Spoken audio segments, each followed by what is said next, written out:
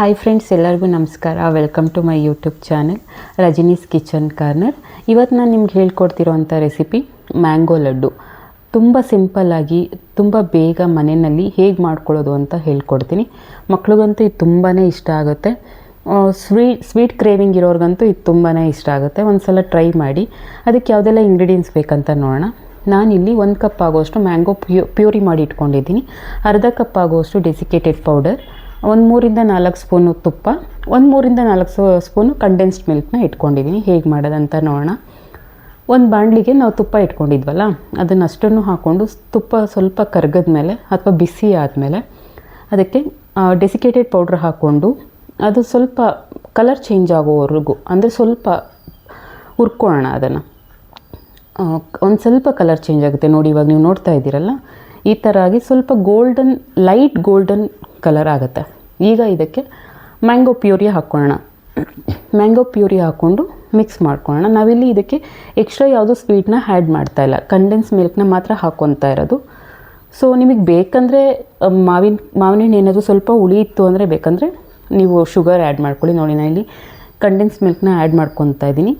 ಇಷ್ಟೇ ಸಾಕು, ನನಗೆ ಅಷ್ಟೇ ಸ್ವೀಟ್ ಬರುತ್ತೆ. ಮ್ಯಾಂಗೋ ಸ್ವಲ್ಪ ಸ್ವೀಟಾಗಿರೋದು ತೊಗೊಂಡ್ಬಿಟ್ರೆ ನೀವು ಎಕ್ಸ್ಟ್ರಾ ಸ್ವೀಟ್ ಆ್ಯಡ್ ಮಾಡೋದೇ ಬೇಕಾಗಿಲ್ಲ. ಇವಾಗ ಇದನ್ನು ನಿಮಗೆ ಗೊತ್ತಾಗುತ್ತೆ, ಇದನ್ನು ತಳ ಬಿಡೋವರೆಗೂ ಕೈ ಆಡ್ತಾನೆ ಇರಬೇಕು. ಲೋ ಫ್ಲೇಮಲ್ಲಿ ಇಟ್ಕೊಂಡು ಕೈ ಆಡಿ, ಇಲ್ಲಾಂದರೆ ತಳ ಸೀದೋಗೋ ಚಾನ್ಸಸ್ ಇರುತ್ತೆ. ಇದಕ್ಕೆ ಸ್ವಲ್ಪ ಏಲಕ್ಕಿ ಪೌಡ್ರ್ ಹಾಕ್ಕೊತಾ ಇದ್ದೀನಿ ನಾನು. ನಿಮಗೆ ಏಲಕ್ಕಿ ಪೌಡ್ರು ಆಪ್ಷನಲ್, ಬೇಕಂದರೆ ಹಾಕ್ಕೊಳ್ಳಿ, ಇಲ್ಲಾಂದರೆ ಬೇಡ. ನೋಡಿ, ಇವಾಗ ಈ ಥರ ತಳ ಬಿಡ್ತಾ ಇದೆ ಅಲ್ಲ, ಈ ಬರ್ಫಿ ಎಲ್ಲ ಮಾಡ್ಕೊತಿರಲ್ಲ ಆ ಥರ ಬರುತ್ತೆ. ಅಲ್ಲಿವರೆಗೂ ಇದನ್ನು ಕೈ ಆಡ್ತಾನೆ ಇರಿ. ಇವಾಗ ನೋಡಿ, ಇದು ಈ ಥರ ಆಗಿದೆ ಅಲ್ವಾ.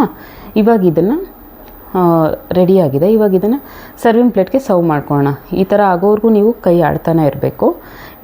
ಇದನ್ನು ಒಂದು ಪ್ಲೇಟ್ಗೆ ನಾನು ತೆಗೆದಿಟ್ಕೊಂಡ್ಬಿಟ್ಟು ಅದು ಸ್ವಲ್ಪ ತಣ್ಣಗಾಗೋವರೆಗೂ ಬಿಟ್ಬಿಟ್ಟು, ಸ್ವಲ್ಪ ಒಂದು ಉಗುರು ಬೆಚ್ಚಗೆ, ಅಂದರೆ ಮುಟ್ಟಿದ್ರೆ ಸುಡಬಾರ್ದು, ಆ ಥರ ಆಗೋವರೆಗೂ ಇಟ್ಟು ಉಂಡೆ ಕಟ್ಕೋಬೇಕು. ನೋಡಿ, ಇವಾಗ ಉಂಡೆ ಕಟ್ಟಿದ್ದು ಸ್ವಲ್ಪ ತುಪ್ಪ ಜಾಸ್ತಿನೇ ಇರುತ್ತೆ, ಯಾಕಂದರೆ ಅದು ಟೇಸ್ಟ್ ಅಷ್ಟು ಚೆನ್ನಾಗಿರುತ್ತೆ. ಅದಕ್ಕೆ ಈ ಥರ ಉಂಡೆ ಕಟ್ಕೊಂಡು ಡೆಸಿಕೇಟೆಡ್ ಪೌಡ್ರು ನಾನು ಇನ್ನೂ ಸ್ವಲ್ಪ ಇಟ್ಕೊಂಡಿದ್ದೀನಿ. ಅದರೊಳಗೆ ಉರುಳಿಸ್ಕೊಳ್ಳೋಣ. ಅದನ್ನು ನೀಟಾಗಿ ಎಲ್ಲ ಕಡೆಯೂ ಸ್ಪ್ರೆಡ್ ಆಗೋ ಥರ ಇಟ್ಕೊಂಡ್ರೆ ನೋಡಿ, ಅಲ್ಲಿಗೆ ಲಡ್ಡು ರೆಡಿ ಆಗುತ್ತೆ. ಹೀಗೆ ಒಂದು 4-5 ಮಾಡ್ಕೊಳ್ಳಿ. ನಿಮಗೆ ನಾನು ಇವಾಗ ಮಾಡಿರೋ 1 ಕಪ್ ಪ್ಯೂರಿಗೆ ಒಂದು 10 ಲಡ್ಡು ಆಗುತ್ತೆ. ಅಷ್ಟು ನಿಮಗೆ ಎಷ್ಟು ಬೇಕೋ ಅಷ್ಟು ಮಾಡ್ಕೊಳ್ಳಿ. ನೋಡಿ, ಇವಾಗ ರೆಡಿಯಾಗಿದೆ ಲಡ್ಡು. ನೀವು ಮನೆಯಲ್ಲಿ ಮಾಡಿಕೊಂಡು ಹೇಗಿತ್ತು ಅಂತ ನನಗೆ ಕಮೆಂಟ್ ಮಾಡಿ. ತುಂಬ ಸಾಫ್ಟಾಗಿ, ತುಂಬ ಸ್ವೀಟಾಗಿ, ತುಂಬಾ ಚೆನ್ನಾಗಿರುತ್ತೆ. ಮಕ್ಳಿಗಂತೂ ತುಂಬಾ ಇಷ್ಟ ಆಗುತ್ತೆ. ವಿಡಿಯೋ ನೋಡೋದಕ್ಕಾಗಿ ಎಲ್ಲರಿಗೂ ಧನ್ಯವಾದಗಳು.